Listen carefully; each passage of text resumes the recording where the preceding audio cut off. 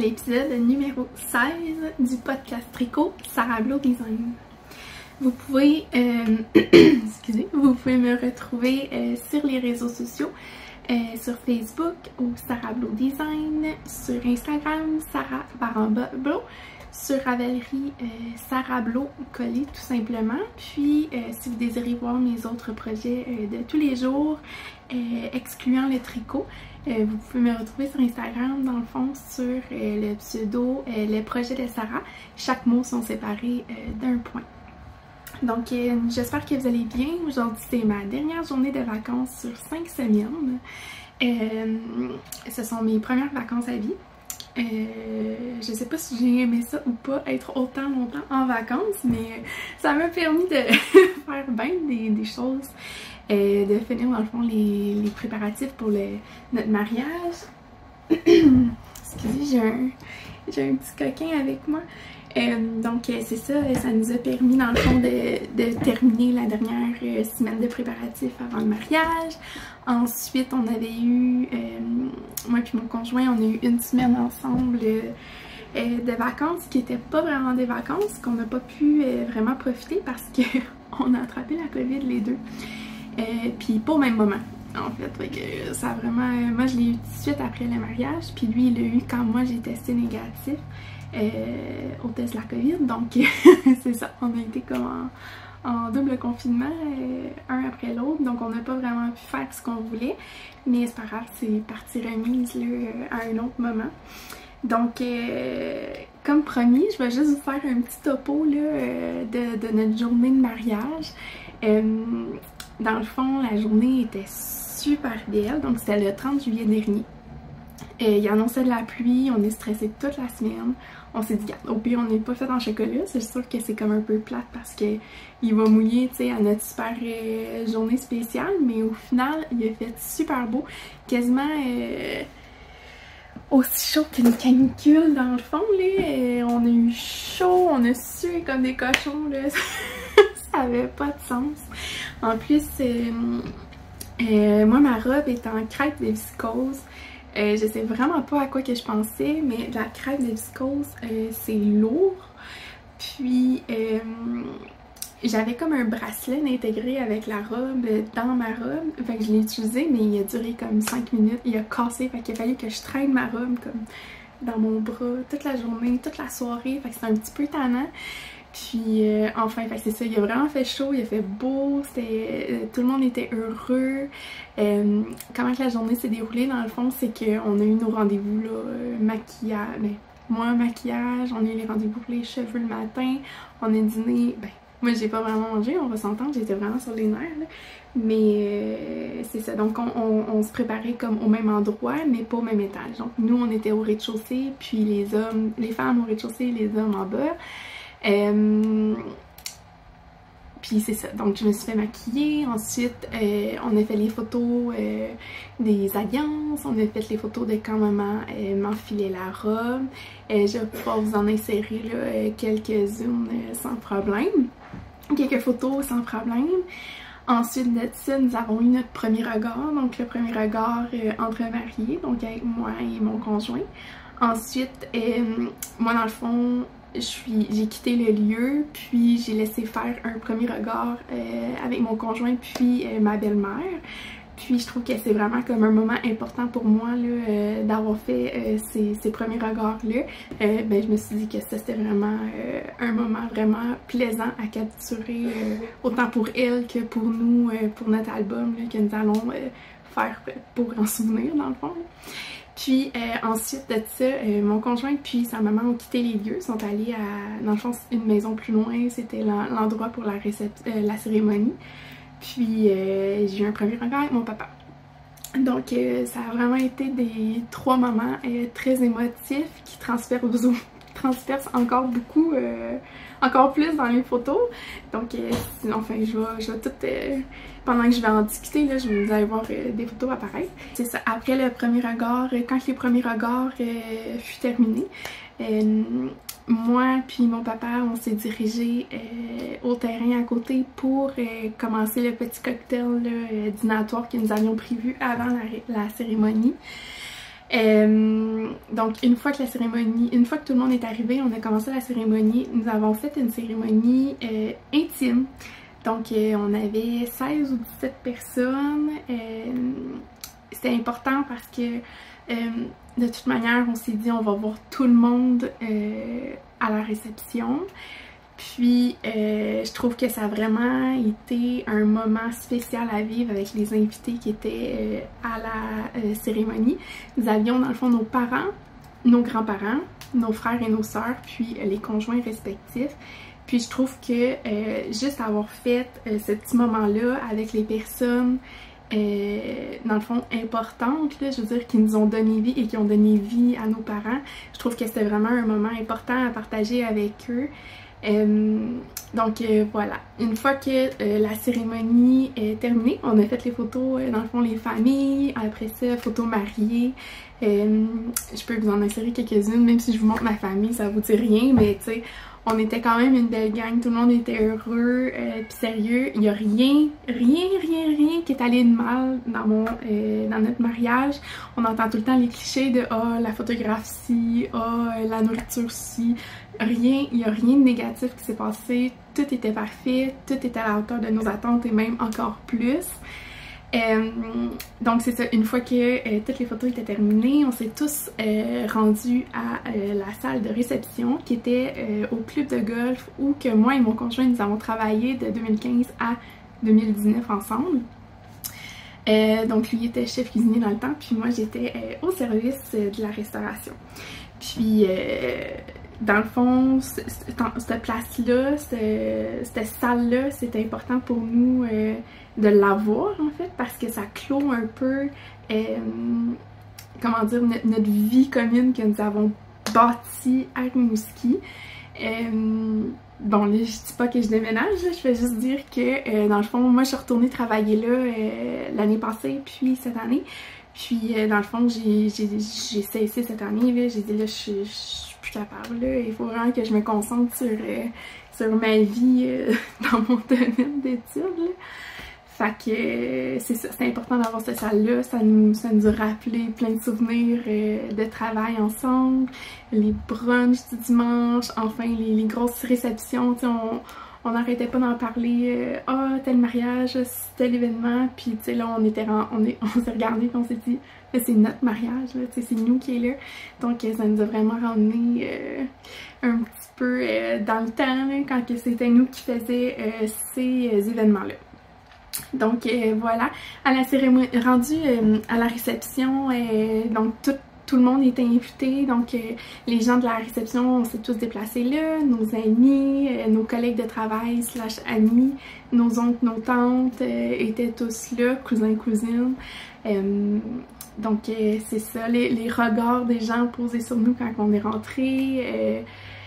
Les gens heureux d'être là, tu sais, il y en a beaucoup qui s'attendaient pas à être là, puis j'ai gardé aussi une petite surprise à mon conjoint pour plus tard. Dans le fond, il y a des personnes qui pouvaient pas être là au souper, qui savaient pas que j'avais invité, puis finalement sont venues plus tard, puis ça a vraiment été là, la touche parfaite, il en revenait pas.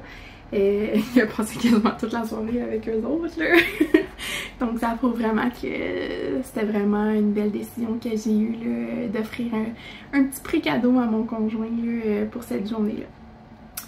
Donc c'est ça. Je sais pas quoi d'autre vous parler, là. On a vraiment eu une magnifique journée, magnifique soirée. Ça a passé trop vite. Qu'est-ce que vous voulez je vous dis? Ça a passé trop vite. Tout le monde nous a dit prenez le temps, vous allez voir ça passe trop vite, essayez de vous exclure comme un petit 5 minutes, juste comme regarder qui est là, regardez autour de vous, puis sérieux là, oubliez ça, j'ai jamais eu le temps, là. Je me faisais tirer d'un bord puis de l'autre, mon conjoint pareil, après ça c'était les cling embrassez-vous, les speeches, on a eu aucun moment vraiment de libre pour s'expatrier, comme pour s'exclure un petit peu, pour juste voir qui était là, voir comment que les gens étaient. Mais bon, on regrette rien, là. On a eu le temps de parler à tout le monde. À la réception, on avait 54 personnes. C'est vraiment un bon call d'avoir eu un petit mariage. Parce qu'on a eu le temps de parler à tout le monde, on a eu le temps de revoir des gens que ça faisait longtemps qu'on n'avait pas vu, de discuter, de se remettre à jour dans nos vies. Sérieux, ça a vraiment été le highlight, je pense, là, ben, autre que de s'être marié, mais comme de la soirée, d'avoir pu reconnecter avec les membres de notre famille, puis nos amis que ça faisait longtemps qu'on n'avait pas vu à cause de la COVID. Donc voilà, on n'avait pas de voyage de noces prévu parce que mon conjoint avait seulement qu'une semaine de plus après le mariage. On s'est dit, dans le fond depuis le début, on s'est dit on va se faire un gros voyage de noces après que j'avais fini mes études. Donc en avril, je termine officiellement mon baccalauréat en sciences comptables en avril. Donc on va se faire un voyage possiblement mai-juin. J'aimerais beaucoup aller voir l'Europe, visiter l'Europe. Ça va dépendre en fait là, si c'est voyageable rendu là, si on n'est pas dans une 15e pandémie ou s'il n'y a plus de problème avec les aéroports aussi, là, parce que ça a été comment dire, ça a été comme un point qui a joué aussi dans notre décision si on faisait juste un voyage dans l'impromptu ou pas. Avec les problèmes des aéroports, ça ne tentait pas de dealer avec ça dans une semaine de vacances. Fait qu'on s'est dit, bon, on va comme voyager dans le Bas-Saint-Laurent en place. On avait comme tout un itinéraire de planifié que finalement on a cancellé parce que j'ai testé positif à la COVID. Mais au final, c'est pas bien grave. Là, on a passé du temps à distance, du temps ensemble, mais à distance dans une pièce séparée. On a pu reprendre un petit peu nos énergies qu'on avait drainées, veux pas, comme dans la semaine avant. Puis c'est ça. Fait que c'est pas mal tout. Si vous avez d'autres questions, tout sur le mariage. Donc si vous avez d'autres questions, vous pouvez les mettre en commentaire. Je vais vous répondre sans problème.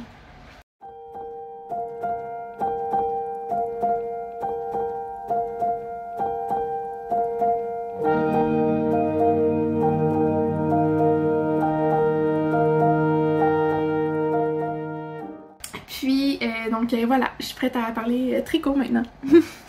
J'ai terminé quelques projets. En fait, ouais, je vais commencer par les projets terminés, puis après ça, je vais voir si je fais les encours ou les achats. Bref. Donc, le premier projet terminé, j'ai tout le temps la misère à le dire, ça. Le premier projet terminé, c'est les chaussettes Saint-Laurent de Élise d'Amour.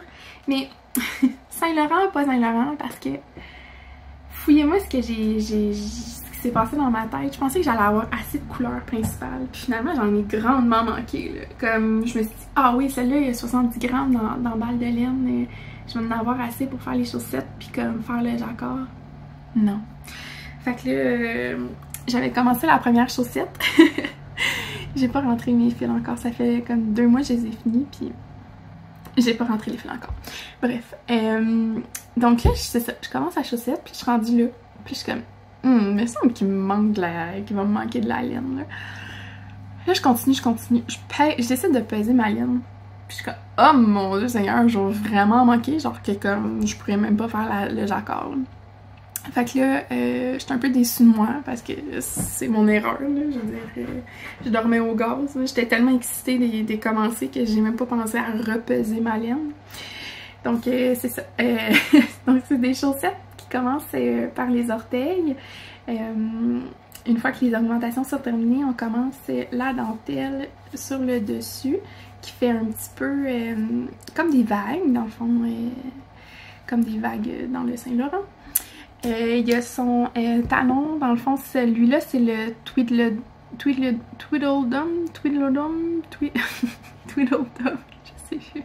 je sais pas comment il se prononce, mais il est inclus dans son patron, puis aussi, je pense qu'elle le met en vente séparée, là, si vous désirez l'inclure dans un autre patron que vous aimez. Donc ici, normalement, là, on tricote la jambe jusqu'à un certain nombre de centimètres, puis on commence le jacquard. Moi, j'ai manqué de laine, enfin, j'ai pas fait de jacquard, j'ai fini avec 5-6 rangs de côtes. J'ai la paire, dans le fond, j'ai terminé les chaussettes. C'est sûr que je veux me refaire une autre paire de chaussettes avec le jacquard parce que c'est pour cette raison que je les ai achetées. Hein. Donc c'est sur ma liste pour 2023. Cette année, j'ai quand même des projets là, en vue et à terminer avant de recommencer une seconde paire comme ça. Fait que celle-ci, la version socket, mettons, là, sont incluses dans ma boîte de bas 2022. Puis espérant revoir ce modèle-là, dans le fond, qui est supposé d'être dans ma boîte 2023. Donc voilà. Ensuite de ça, je me souviens plus le dernier épisode. C'est drôle, je dis tout le temps ça. Dans chaque épisode, je pense, je dis tout le temps ça. Je me souviens plus si dans l'autre épisode j'avais fini ou c'était juste en cours. Bon, donc j'ai testé les chaussettes socket fleuristes, pardon, de Marie-Christine Lévesque. C'est une chaussette qui commence par la jambe avec un petit motif de feuilles. Un petit motif de feuilles en dentelle. Puis dans le fond, il y a la recette traditionnelle d'un talon double, puis un petit point de côte sur le dessus du pied. Puis on finit avec des diminutions normales aussi pour les orteils. Ah oui, j'ai oublié de vous parler de la laine, excuse. Le vert, c'est de la Jenny Keen. C'est dans le fond mon restant de laine que j'avais utilisé pour tricoter ma tuque sole. Puis le blanc ici, j'en ai aucune idée. C'est un blanc crème bien straight que j'ai dans mon stash, puis j'ai aucune idée c'est quoi. Puis dans le fond, cette laine-là, c'est de la lait Emilia et Philomène dans la base Adelina. C'est la base avec du yak. Puis la couleur, je ne m'en souviens plus. Mais c'est le restant de mon chandail prune que j'avais tricoté là, avec des lignes avec du suri. Donc j'ai terminé vraiment la paire qui fait partie également de ma boîte de bas 2022. Ensuite de ça, toujours dans la lignée des chaussettes socket. Ensuite de ça, j'ai terminé pour les projets terminés en chaussettes. Ce sont mes chaussettes Carmentine qui vont être disponibles au Festival La Petite Laine. Donc voilà, c'est une chaussette qui commence par le petit froufrou en dentelle en haut. Puis la jambe est entièrement, la jambe est en côte et le dessus du pied est en côte aussi, avec un talon double traditionnel, puis une fermeture traditionnelle aux orteils également. Ceci, c'était, c'est une collaboration avec Artfil, donc c'est la base Belle dans la couleur Teddy Bear. Voilà, c'est une autre paire de chaussettes qui va être dans ma boîte de bas, mais pas pour bien longtemps parce que le festival c'est quand même dans un mois. Donc il va falloir que je pacte tous mes trucs, là, mes échantillons que je vais décider d'apporter au festival pour vous montrer. Mais pour l'instant, elle est dans ma boîte de bas. Voilà. Là, je cherche des projets. Ça sera pas long. Ok. Le dernier projet est terminé. Je l'ai terminé cette semaine en fait. Je voulais pas faire ce projet tout de suite, mais là, Maudine, Marie-Christine, elle m'a tenté la petite coquine. Donc j'ai acheté le pull menuet. J'avais montré, je crois, dans le dernier épisode, mon acquisition de Peonia Fibers. J'avais acheté ce coloris-là dans le fingering et dans le mohair. J'ai décidé, dans le fond, de combiner les deux pour tricoter le chandail. Puis la couleur, c'est hydrangé bleu. C'est vraiment un beau petit bleu clair. Puis je suis vraiment dans les teintes de bleu, dernièrement. Je sais pas, c'est comme si je découvre cette couleur-là. Je suis allée magasiner des vêtements cette semaine pour la rentrée scolaire, puis j'ai beaucoup de hauts bleus, donc celui-ci. Puis je me dis, bon, ça me va bien, je pense que c'est des couleurs qui me vont bien au teint, mettons. Donc voilà, c'est le pull menuet. Je ne l'enfilerai pas parce que j'ai chaud et il fait chaud dans l'appartement, puis ça me tente pas d'avoir du mohair qui me colle dessus, là. Donc voilà, c'est un chandail qui est top-down avec avec manches montées, pardon. Donc on commence par le dos. Donc le dos est entièrement en jersey. Puis on peut-tu parler de la consistance des couleurs? J'ai aucunement alterné les écheveaux, puis il n'y a pas de pooling. Genre ça là, c'est comme incroyable. Genre même, je vous le mets sous tous les angles le chandail, je m'excuse les bouches, mais aucun pooling. Waouh! Donc voilà, on commence par le haut du dos en jersey. Dans le fond, le dos il est tout en jersey, puis le party il est sur le devant. Donc ici là, il y a un beau petit point de broderie. Il y a des jetés avec des diminutions, dans le fond sur tout le panneau avant. Puis on fait une finition au crochet avec un point de coquillage comme ça. Donc il l'a aussi dans le haut du dos, puis sur le col avant. Les manches, quand j'ai bloqué les manches, je sais pas si vous faites ça, mais il y a un des pulls que j'avais fait de Marie-Christine qui demande aussi, qui fait en fait des manches montées puis qui a des augmentations sur le dessus. Puis je trouvais qu'une fois bloqué, on perdait l'effet un peu. Fait qu'au moment de bloquer le chandail, j'ai fait une pince ici. J'ai fait une pince sur le dessus, fait qu'on voit vraiment la fronce quand je le porte. Fait que ça fait vraiment comme l'effet, genre vraiment désiré des augmentations. Fait que je les ai faites sur les deux côtés. Il y a comme la fronce là aussi. Donc voilà, j'ai terminé ça au courant de la semaine, là, je me souviens plus trop. C'est un chandail qui se tricote en 4,5 mm, on obtient l'échantillon. Puis sérieux, j'ai eu peur un petit peu parce que je réagis un peu au mohair, mais je trouve qu'il s'apparente beaucoup au mohair de Emilia et Philomène. Celui d'Emilia et Philomène, je réagis pas tant que ça, comme il me pique un petit peu, mais vraiment pas tant que ça, là, je dirais. J'ai déjà tricoté des mohairs que je suis même pas capable de porter mes chandails, mais que j'étais trop comme têtue pour le tricoter avec celui-là, fait que finalement je les porte pas, mais ce chandail-là, je suis convaincue que je vais le porter. Puis dans le fond c'est ça, il faut juste que je me trouve un chandail qui fit avec cette couleur-là, pour pas que... Parce que tu sais, il y a quand même de la dentelle au niveau du soutien-gorge, là, je veux pas qu'on voit mon soutien-gorge au travers du chandail. Puis aussi pour me donner une chance, là, pour pas trop regretter d'avoir porté du mohair dans le fond, là, je vais mettre un chandail avec en dessous pour le porter. Donc voilà, ça m'a pris 2 écheveaux de fingering puis 2 écheveaux de mohair. Le corps, là, j'ai rajouté... Le corps, il m'a pris un écheveau de mohair puis un écheveau et des poussières de fingering. Dans le fond, le deuxième écheveau de fingering, je l'ai rajouté comme à 5 rangs de côte à la fin. C'est ridicule comment il m'a pas demandé de laine, ce pull-là.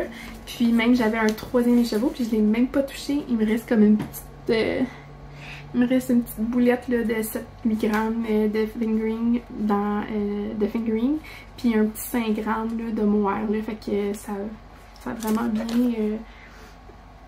dans le fond, il a vraiment bien rentabilisé la laine, là,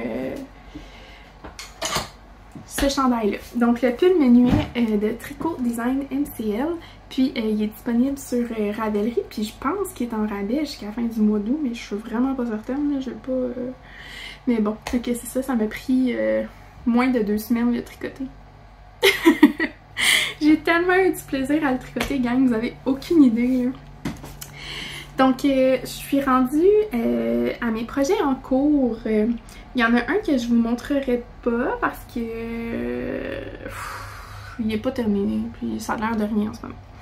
Donc, le premier en cours, je suis rendue à tricoter la 2e chaussette pour un test knit de Marie-Christine. Dans le fond, le test, il était d'1 semaine, je crois, puis il finissait le 31 juillet. Donc moi, une semaine avant le mariage, j'ai dit, ben oui, m'a appliqué un test. C'est ce que j'ai fait. J'ai appliqué au test, puis j'ai tricoté la chaussette en 4 jours avant le mariage. Donc c'est une chaussette qui commence par la jambe, donc en haut de la jambe, qui a une finition en ourlet, puis qui a une section de jacquard. Donc le jacquard il se fait super bien, c'est un bon jacquard pour les débutants aussi. Dans le fond c'est des rangs, soit une ou trois mailles de chaque couleur, donc ça fait pas des longs fils dans le bas, puis ça a vraiment une belle élasticité là. Surtout que Marie-Christine propose dans le fond de changer de taille d'aiguille. Ça peut vraiment vous aider quand vous tricotez le jacquard. Puis, tu sais, vous voyez là, comme à l'intérieur, il n'y a aucun long fil. Puis, il y a vraiment une belle élasticité.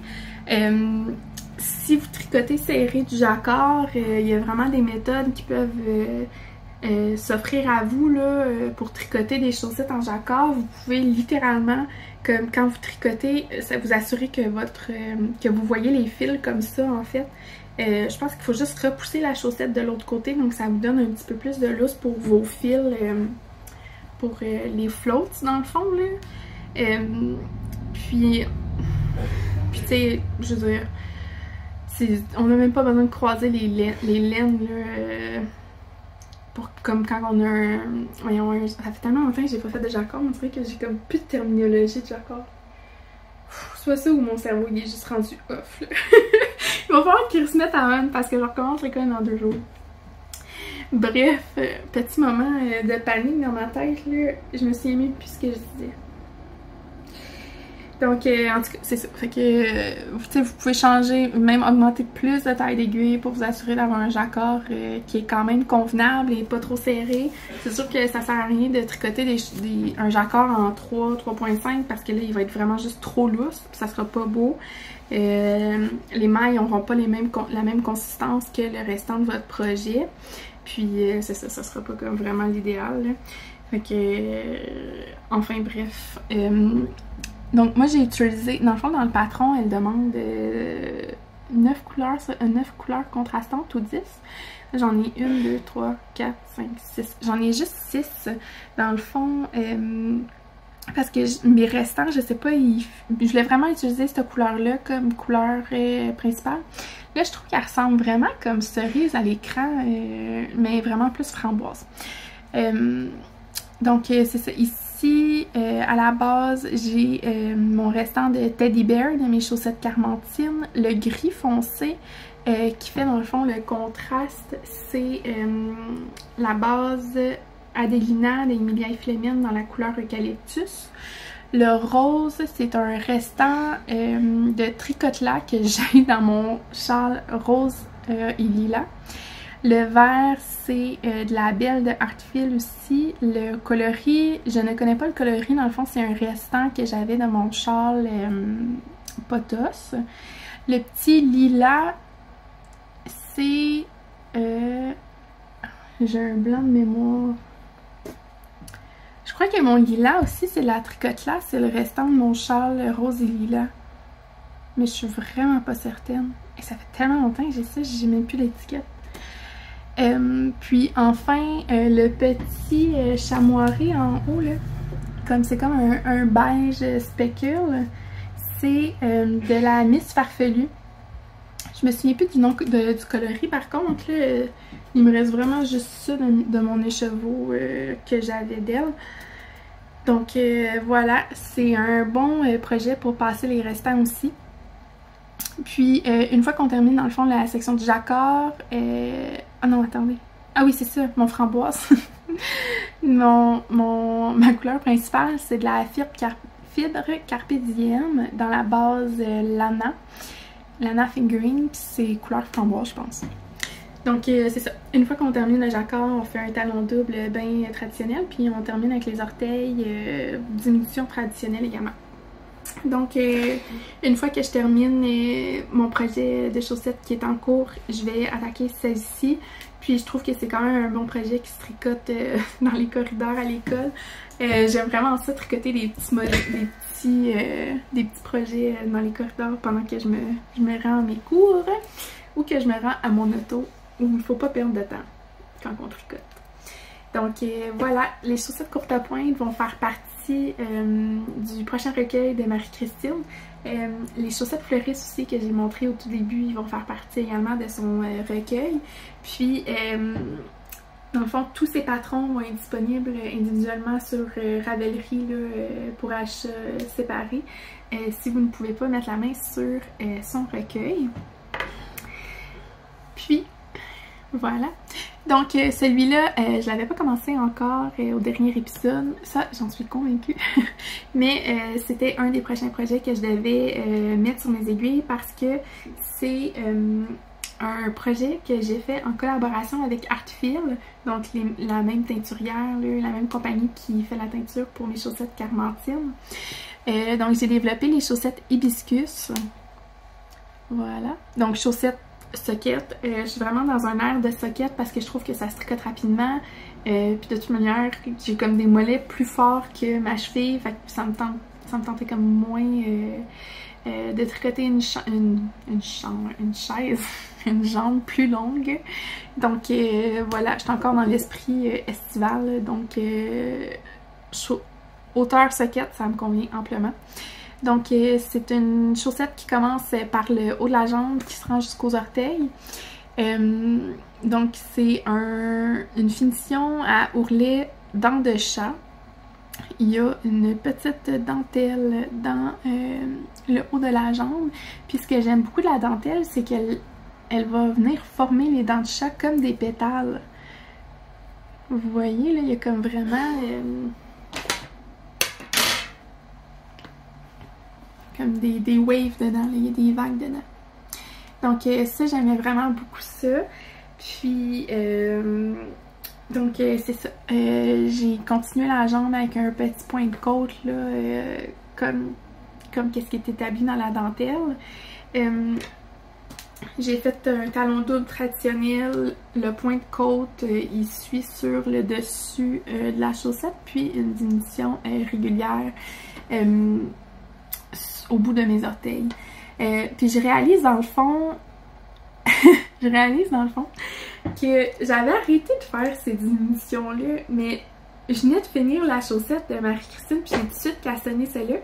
Puis j'ai réalisé que j'ai fait la même affaire sur mes Carmentines, mais j'avais commencé à comme défaire un petit peu là, les diminutions pour éviter d'avoir comme une ligne comme ça, parce que ça finit par comme étirer, genre, comme où est-ce que la ligne de diminution puis la ligne de la maille qu'on tricote en droit là avant, ça finit toujours par se séparer. Fait que là, moi, j'avais comme commencé à défaire ce pattern-là, mais je me suis fait pogner, là. Je suis revenue à mes habitudes précédentes, là. Dans le fond, je me souviens plus. Enfin, ouais, sur ces chaussettes-là, c'était un autre type de nidillon, mais bon. C'est pas grave, là, je les trouve quand même super jolies, puis j'y recommencerai pas. De toute manière, c'est ça que j'ai écrit dans le patron comme diminution, là. Fait que je vais faire avec, mais je viens d'avoir un flash. J'avais changé les diminutions des chaussettes.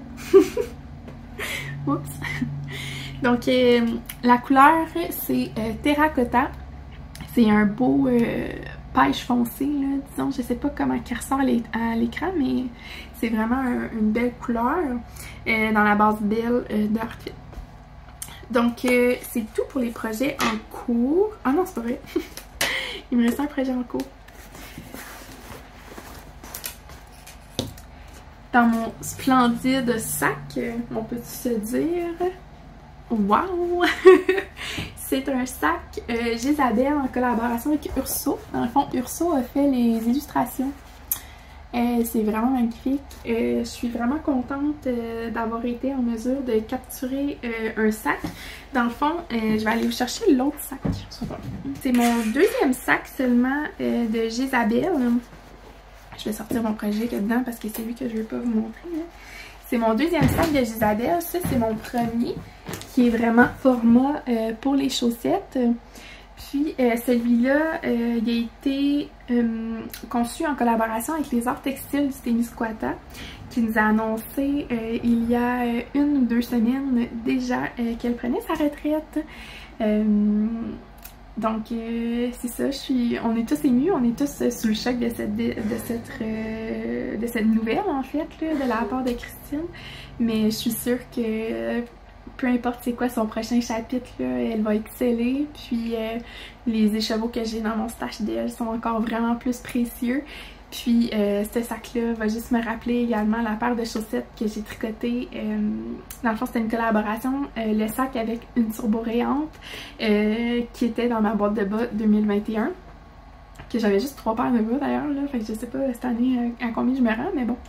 Bref, donc c'est ça, c'est une paire de chaussettes que je porte beaucoup. Puis qu'on dirait que j'ai envie de moins porter pour qu'ils durent plus longtemps. Puis enfin bref, puis je me souviens, il me reste un petit 20 grammes de cette laine là, puis je pense que je vais l'utiliser pour faire des petits bas de bébé là. Je trouve que ça va bien immortaliser le restant de cette balle de laine là dans le fond. Donc c'était les mêmes couleurs que le sac, on avait du noir, du rose puis du turquoise. Donc voilà, c'est ça. Fait que ça c'était petite parenthèse Lap et Jésabelle. Puis ça, c'est la parenthèse Urso et Jésabelle. Puis je suis dans une phase là, vraiment d'automne. Je suis comme excitée que l'automne s'installe.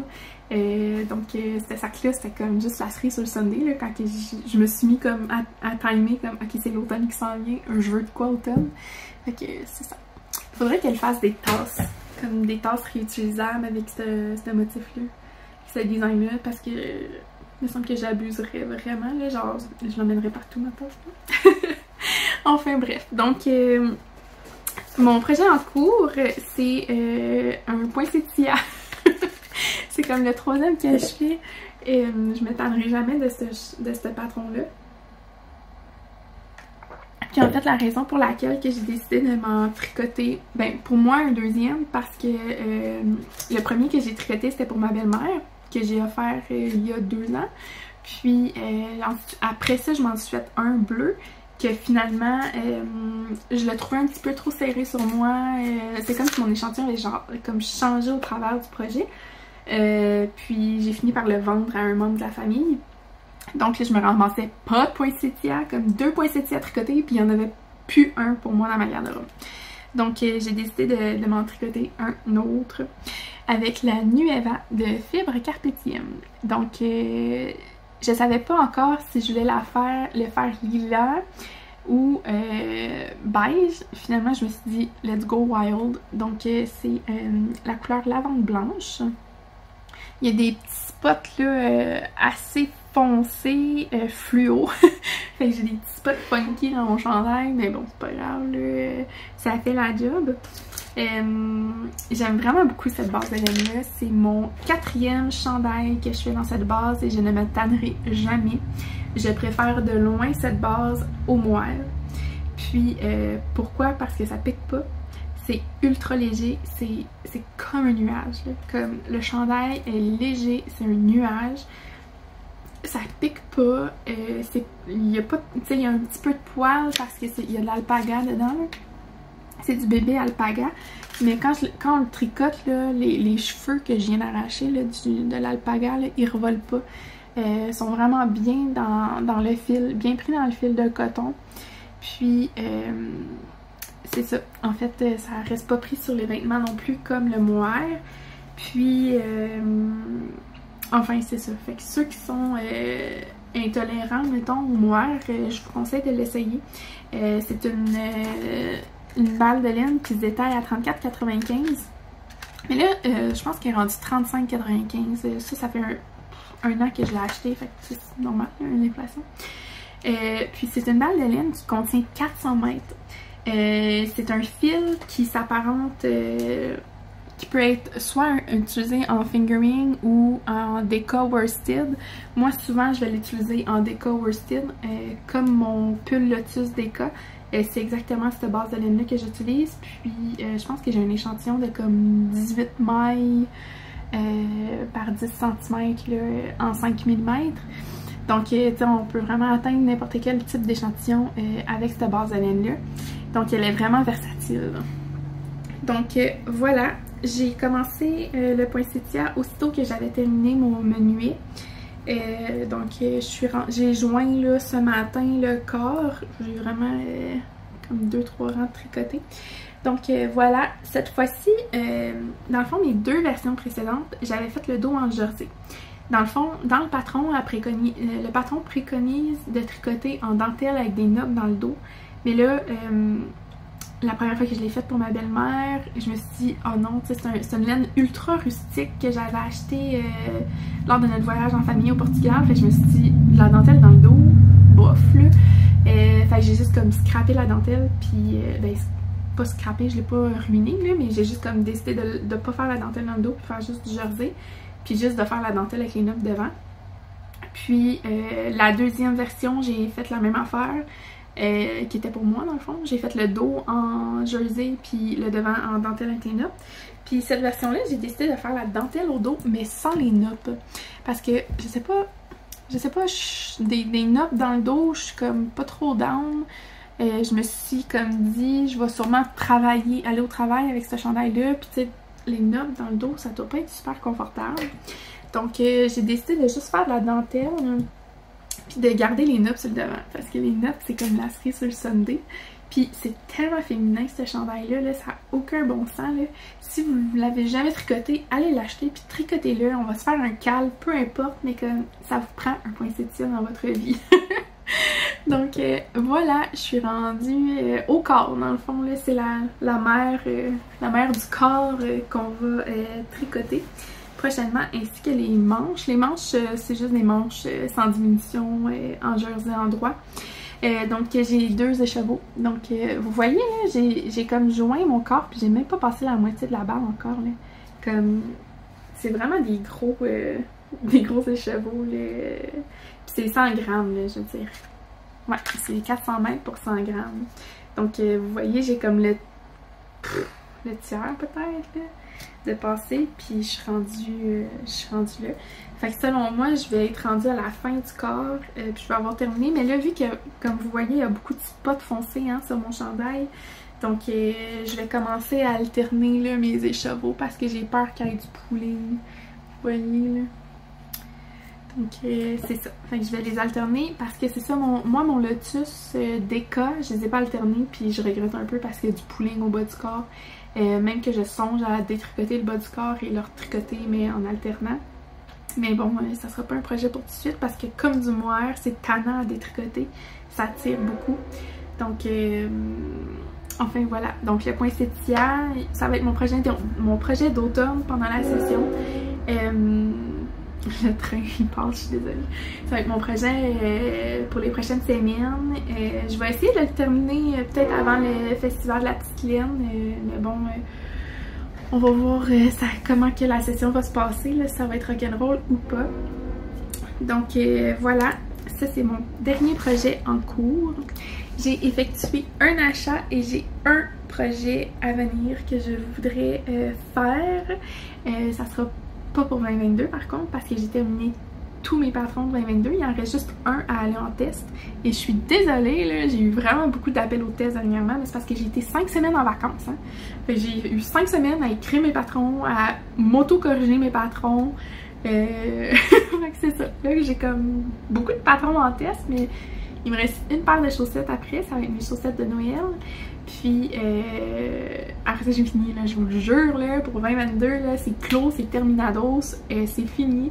On va se revoir en 2023 pour des nouveaux designs et les nouveaux designs vont commencer à sortir juillet, août et peut-être même que je vais me garder une collection pour l'automne parce que je finis quand même l'école en avril. Hein.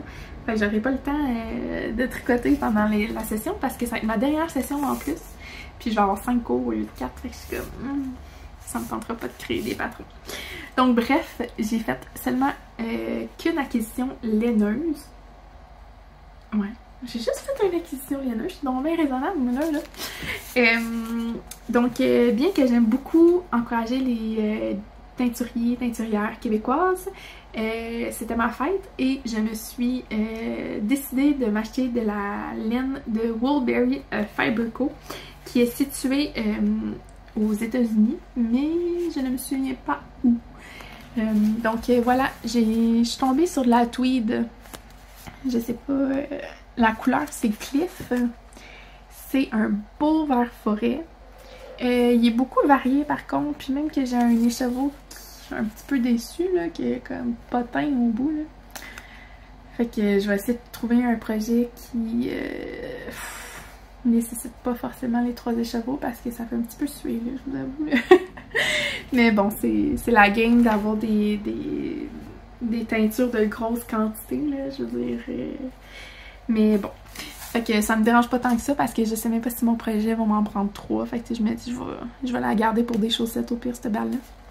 Donc voilà. Je trouve que l'étiquette est super belle aussi. Des petits aspects floraux. Elle a vraiment des magnifiques couleurs.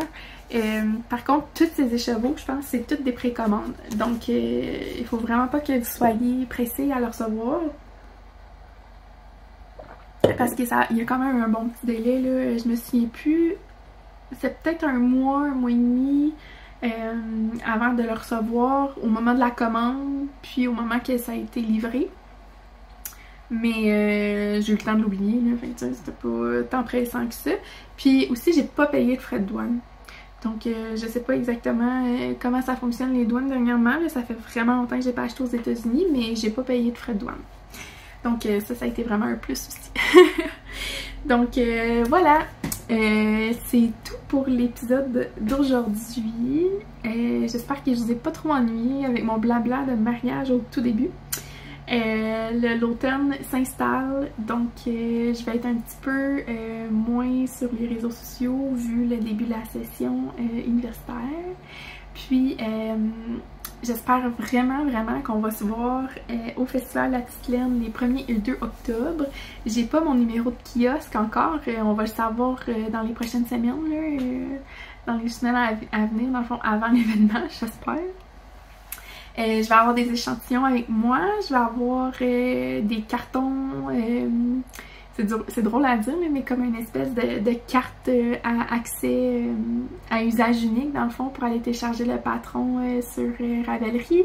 Je vais avoir quelques copies papier aussi de mes nouveaux patrons et peut-être des anciens là, qui sont populaires pour les gens qui n'ont pas accès à Ravelry. Donc c'est ça, je vais être accompagnée de ma maman, donc si vous voulez venir nous dire coucou, ben on va vous inviter à bras ouverts. Puis c'est ça, donc je vous souhaite de passer une belle fin d'été, un beau début d'automne, puis j'espère vraiment vous voir les 1er et 2 octobre au Festival La Petite Laine à Rivière-du-Loup. Salut!